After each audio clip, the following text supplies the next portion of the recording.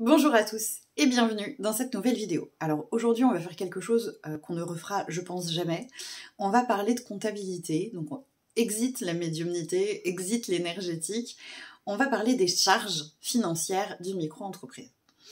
Ce n'est pas un truc qui me fait particulièrement plaisir de vous présenter, mais je me suis dit que c'était quand même intéressant, déjà par souci de transparence, que vous sachiez exactement ce que je gagne. Lorsque vous me réglez une consultation, je me suis dit que c'était pas complètement bête.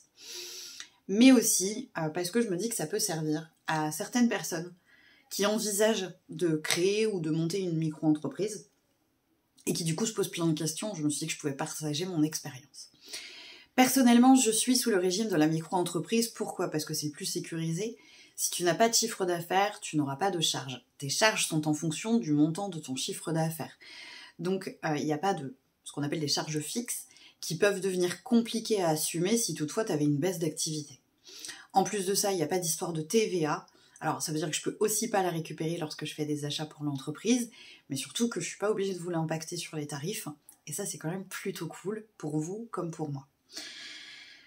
Je suis donc en micro-entreprise en tant que prestataire de services. Je ne vous vends pas des choses, je ne vous vends pas des pierres, je ne vous vends pas des encens, je propose des soins, des guidances, des accompagnements. Donc je suis dans la catégorie prestataire de services et la sous-catégorie magnétiseur, parce qu'il n'y a pas énergéticienne à l'URSSAF, ça n'existe pas. Donc magnétiseur, ce qui correspond au code APE 9609Z pour les plus curieux d'entre vous.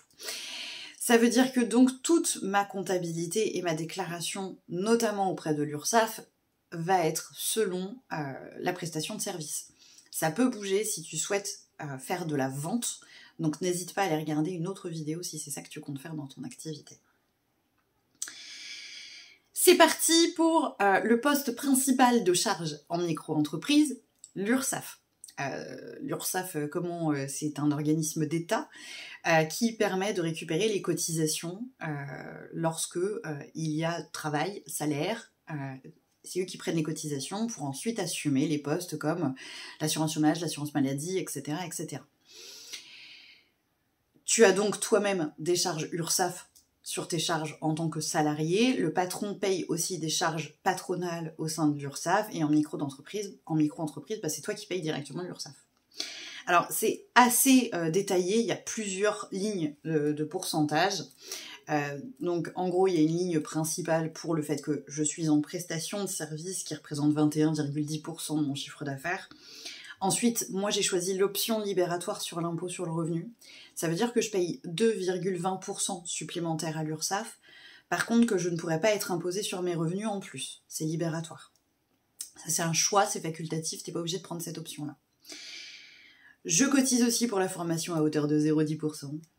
Et je cotise auprès de la CCI pour 0,015% plus 0,044%.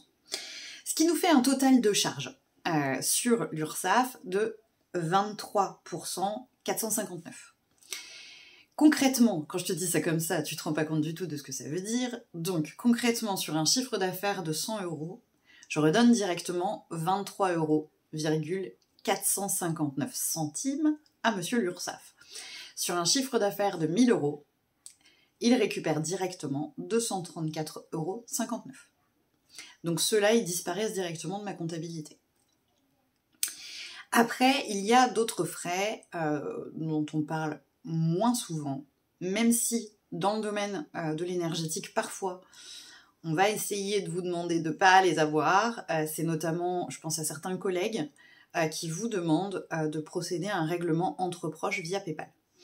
Eh bien oui, parce que PayPal, lorsque vous faites un règlement auprès d'un professionnel, il y a des frais. Entre particuliers, il n'y en a pas.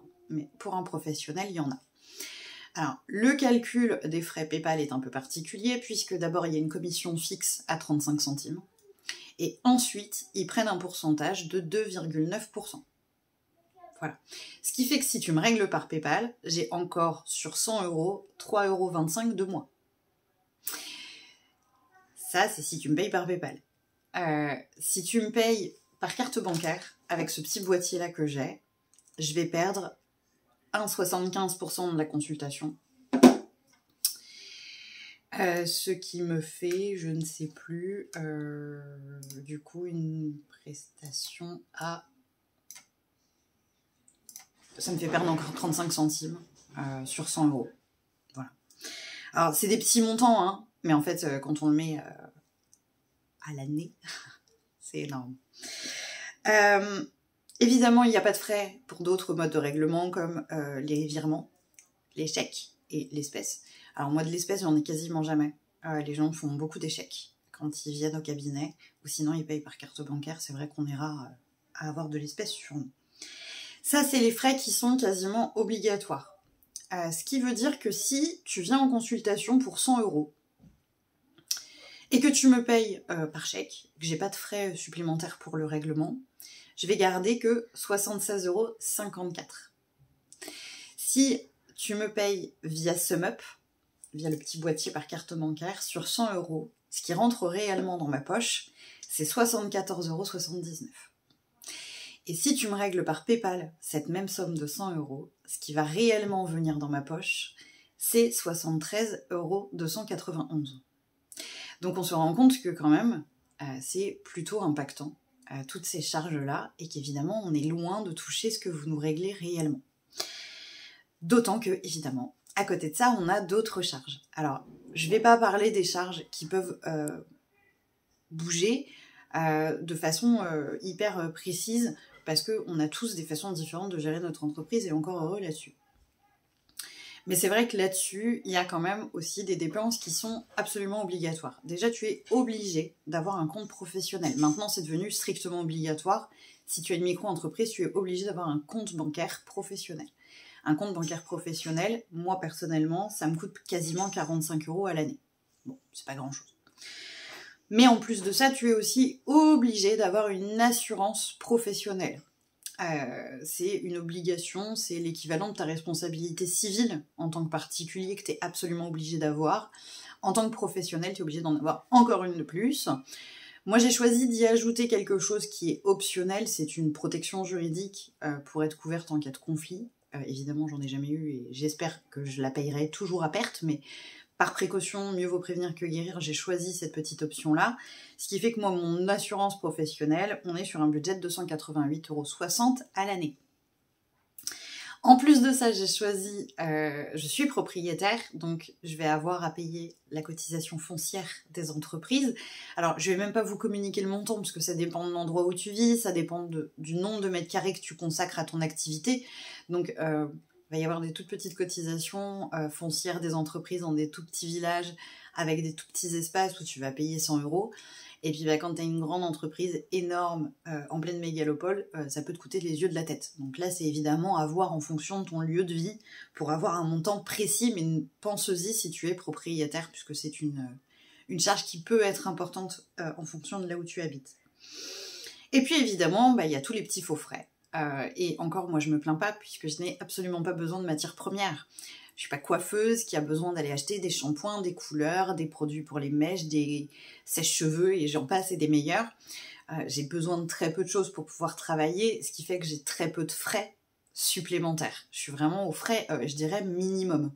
Donc surtout, n'hésitez pas à reporter sur aussi des gens qui sont aussi comme moi en statut de micro-entreprise, mais qui ont des frais supplémentaires.